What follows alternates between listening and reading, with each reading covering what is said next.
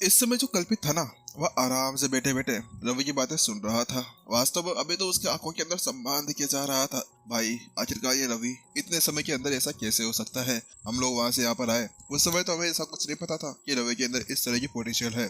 लेकिन यहाँ पर अचानक से इसे हो क्या गया है जो इस तरह से यहाँ पर हर एक चीज को सटीक तरह से बता रहा है। वास्तव में कल्पित यहाँ पर अभी ये सोच रहा था कि सामने वाले बंदे को कैसे क्या करना चाहिए। तो वहीं दूसरी तरफ यहाँ पर कल्पिता पूछता है, रवि भाई अब यहाँ पर तुम ये बताओ कि ये इतनी देर से यहाँ पर मुक्के के ऊपर मुक्के मारते जा रहा है, तो क्या इसके अंदर भी कुछ किया जा सकता है। तो वहीं दूसरी तरफ रवि ने उसे बताया, अरे अरे देखो अब यहाँ पर तुम्हें पता होगा कि किसी भी इंसान का जो चेहरा होता है ना, वो उसको बहुत ज्यादा प्यारा होता है। और अब इसके भी यहाँ पर ये कह सकते हो कि कभी भी कहीं भी मार देना, लेकिन बस चेहरे पे कभी भी मत मारना। आखिरकार उसके साथ में कोई भी बंदा कुछ भी कर सकता है। लेकिन इसको हम लोग दूसरी तरह से लेंगे, जैसे कि यहाँ पर भी वो चेहरे के ऊपर सारी किकें मार रहा है। तो अब तुम ये देखो कि उसके पैर और उसकी छाती पूरी तरह से यहाँ पर खुल्लम खुल्ला बैठी हुई है। अब ये सबसे अच्छा और सबसे आसान मौका है यहाँ पर सामने वाले को चित करने का। तुम देख सकते हो यहाँ पर अभी वो हर एक बार यहाँ पर अभी उसके मुंह के ऊपर ही करते हुए जा रहा है, जिसकी वजह से इमरान की तो पूरी तरह से हालत खराब हो गई है। इमरान को मौका तक नहीं मिल रहा कि यहाँ पर वो किस तरह से उसको डोज कर सके।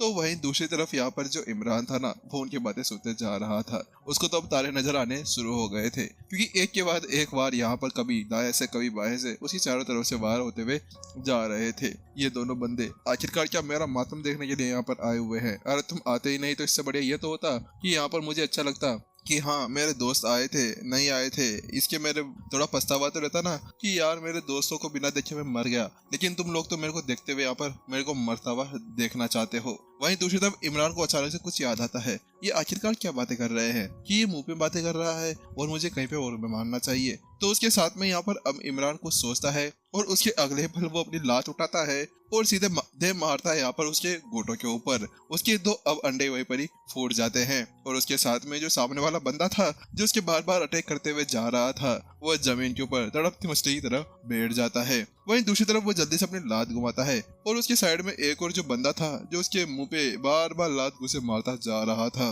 वो अपनी लात घुमाता है और सीधा उसके छाती के ऊपर लात मार देता है और वो भी सीधा यहाँ पर अभी जमीन के ऊपर गिर चुका था। वहीं जल्दी से इमरान को विश्वास होता है कि आखिरकार ये सब कुछ क्या चल रहा है। वास्तव में इस जगह पर तो उसको बिल्कुल कुछ भी समझ में नहीं आ रहा था। उसको अपने हाथों को देखकर यहाँ पर वो सोच रहा था कि अब ये भी उसने ये क्या कर दिखाया। क्या वास्तव में यहाँ पर वह इतनी ज्यादा अच्छी बातें कर रहे हैं। तो वहीं दूसरी तरफ यहाँ पर अब कल्पित कहता है, देखो मैंने कहा था ना वह ऐसा कुछ करेगा। तो रवि कहता है, अरे तुमने नहीं मैंने कहा था। हाँ हाँ मुझे माफ करना रवि भाई, वो तो मैं फ्लो के अंदर निकल गया। अब ये बताओ कि आखिरकार यहाँ पर क्या करना चाहिए। यहाँ पर रवि कल्पित से पूछता है। तो कल्पित कहता है, मैं यहाँ पर शायद बहते पानी की कलाकृति का या कला का यूज करता और उसको डोज करते हुए आगे पीछे होकर उसके ऊपर लात मारता। तो वहीं पे वो कहता है, अरे यार तुम भी यहाँ पर बेतहासा झूठ में झूठ और फालतू की बातें करते रहते हो। देखो यहाँ पर तुम उन दोनों को तो मार दोगे, लेकिन उसके साथ में वो जो पीछे खड़ा है ना, वो भूरे कपड़ों पहने हुआ है यहाँ पे वो लड़का, तुम्हें उसके ऊपर अटैक करना चाहिए। इस जगह पर वो उस पूरे फॉर्मेशन को संभाले हुआ है जिस फॉर्मेशन के अंदर वो लोग लड़ रहे हैं, तो उसे सबसे पहले हटाना तुम्हें होगा। तो वहीं दूसरी तरफ इमरान भी उनकी वो बातें बिल्कुल चुपचाप से सुन रहा था, जैसे कि यहाँ पर एक पड़ोसी दूसरी पड़ोसी बातें सुनता है और थारी मारी करता में रहता है, वैसे यहाँ पर अभी वो भी कर रहा था। उसके साथ में वो जल्दी से अभी उस सनफ्लावर टेक्निक का यूज करता है और अपने आप को रेंगते हुए यहाँ पर आगे तरफ निकल जाता है। और जो भूरे वस्त्र पहना हुआ था उसके ऊपर यहाँ पर वो अपनी उंगली को तलवार की तरह यूज करता है और उसके ऊपर वार कर देता है। और उसके अगले पल जैसा यहाँ पर उसने कहा था वैसे यहाँ पर वह भूरे रंग वाला जो लड़का था उसके टोकन के ऊपर वो वार होता है और वह वहां से गायब हो जाता है।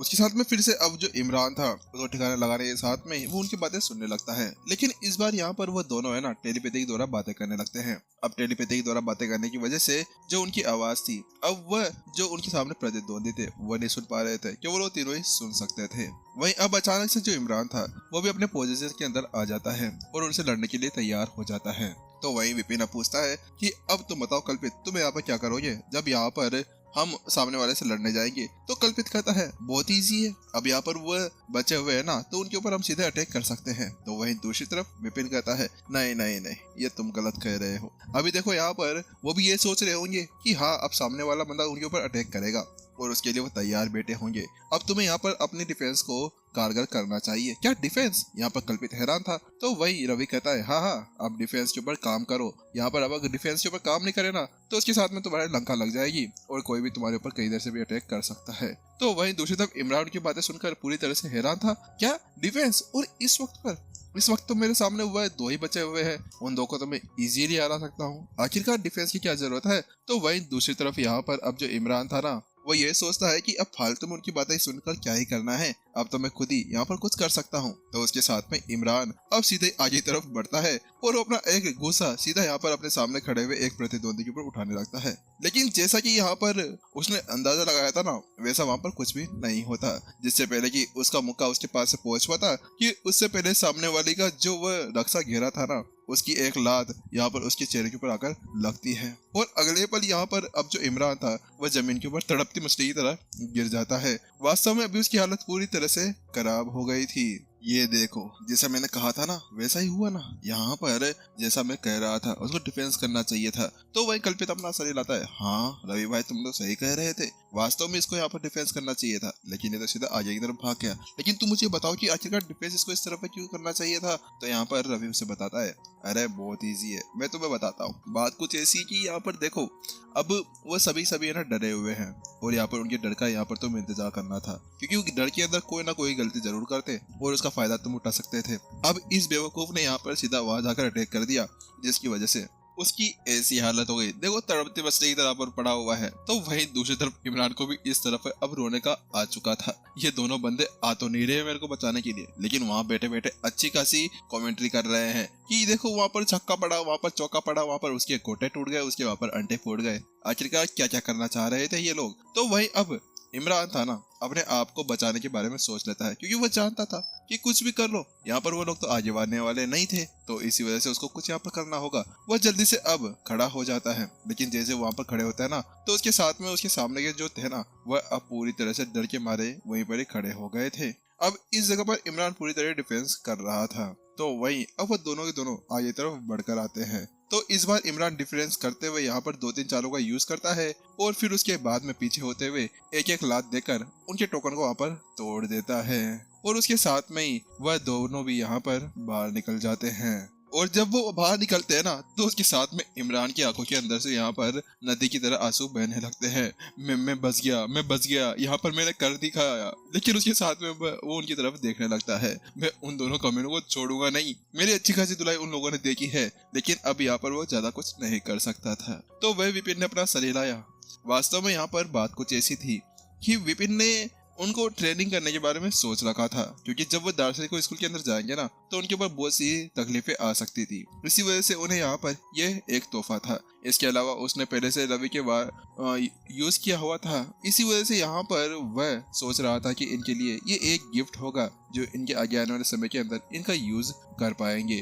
तो वहीं दूसरी तरफ जो इमरान था वो उनके पास में चलता हुआ आ जाता है। वहां पर आने के साथ में ही वो उनको कुछ तो कहना चाहता था, लेकिन अब वो वहां पर आता है और उन दोनों से कहता है, तुम दोनों का धन्यवाद कि तुमने यहाँ पर मेरे को इस तरह से प्रशिक्षित किया है। इसकी वजह से मैं यहाँ पर जीत पाया हूँ। वास्तव में यहाँ पर अगर तुम दोनों नहीं होते तो यहाँ पर मैं शायद ही बच पाता। तो वह विपिन अपना सर हिला देता है, लेकिन वो इससे ज्यादा आगे कुछ नहीं कहता है। बात कुछ ऐसी थी कि यहाँ पर वो उन सभी संकेतों के लिए कोई भी धन्यवाद नहीं लेना चाह रहा था। आखिरकार उसको यहाँ पर अपनी लो प्रोफाइल बनाकर जो रखनी थी, फालतू में उसे अपने आप को इस तरह से ओपनली नहीं घूमना था।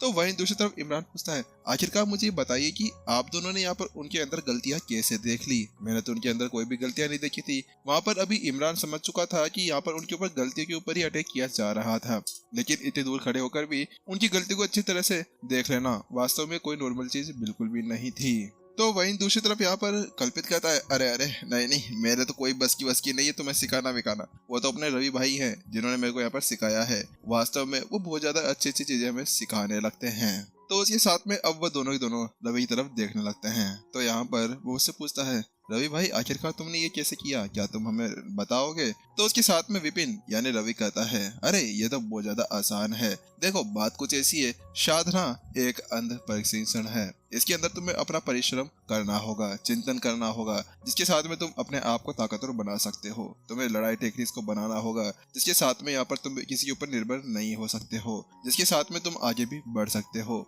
और किसी की भी गलती को देखने के लिए तुम्हें उनके ऊपर ध्यान देना होगा कि आखिरकार क्या है और क्या नहीं है। लेकिन जैसे जैसे विपिन वहाँ पर बोलता जा रहा था ना, तो दोनों को तो कुछ समझ में नहीं आ रहा था। बात कुछ ऐसी थी, दार्शनिकों के स्कूल के अंदर और यहाँ पर दार्शनिकों के इस वर्ल्ड के अंदर, जिस डोमेन के अंदर वो लोग थे ना, वहाँ पर वो बिल्कुल ही अलग जगह थी। यहाँ पर ऐसा कुछ भी नहीं बताया जाता था, ना ही सिखाया जाता था। क्योंकि आखिरकार मेरे को लगता है कि दार्शनिक स्कूल वाले है ना, शायद यहाँ पर कोई बिजनेस वगैरह खोलकर बैठे हुए हैं, जिसकी वजह से यहाँ पर वह कुछ चीजों को बाहर नहीं निकाल सकते। लेकिन जहाँ पर वो इसी तरह से पूछ रहे थे कि अचानक से यहाँ पर 3 टीमें उनके सामने आकर खड़ी हो जाती है।